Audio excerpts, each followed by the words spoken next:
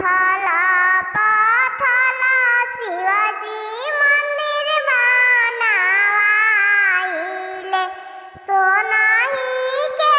लाइले केवाड़ हाथवा के लिली गौरा कुसा के डालरिया हो शिवा पूजन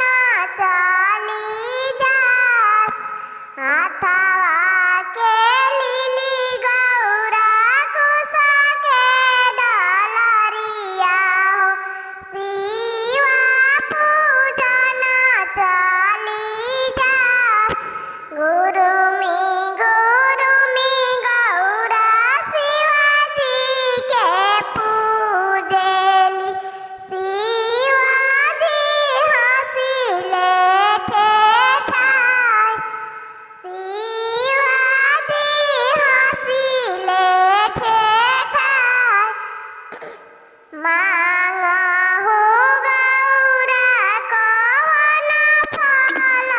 मांगेलु जे तोहरा हृदय समास जे तोहरा हृदय समास सास हम मांगी शिवाजी रानी कोशिला ऐसन राजा दशरथ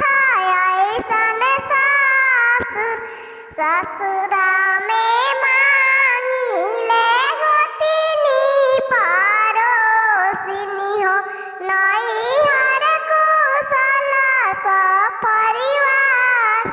ससुरा